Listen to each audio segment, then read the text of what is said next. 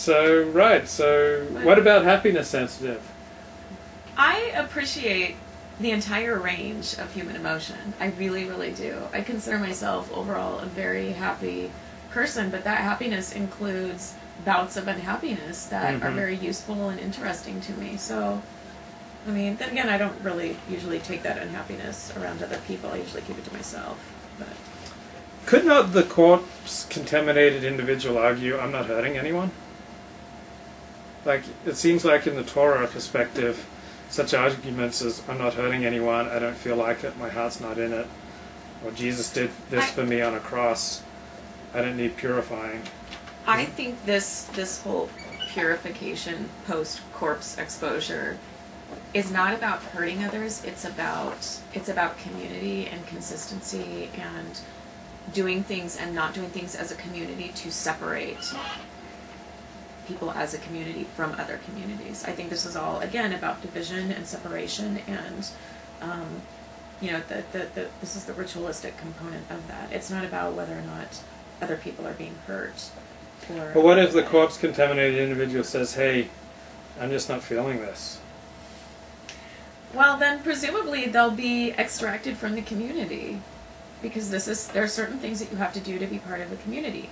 For example, if somebody goes around with terrible breath all the time, they're not going to be officially kicked out of the community, but they're going to find that their circle of friends is going to grow smaller and smaller and smaller, and people aren't going to want to be around them. So, in a sense, they're unofficially extricated from the community.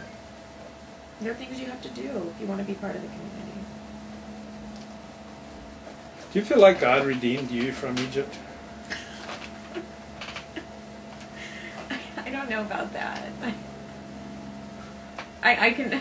Because I saw a sudden skip in your walk as you were coming in here today, and I immediately thought, oh, Monica's been meditating on God's redemption of her from Egypt. I just woken up from a nap. I don't know that I would say that, but I understand that as part of the Jewish legacy. And I think it's a great, shining metaphor. Do you think it's important whether or not this happened historically? You're totally baiting me. No.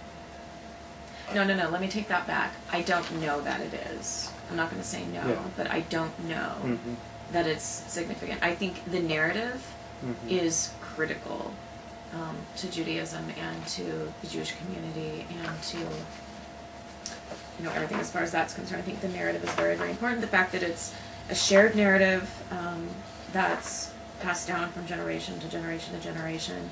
I think it's the narratives that bind Jews together.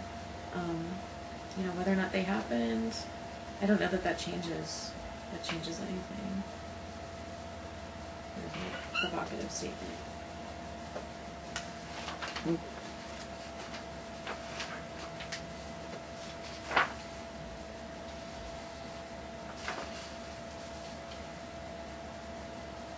It is interesting, though, that there's the exposure to death, the ritual purification, then there's the critique of leadership.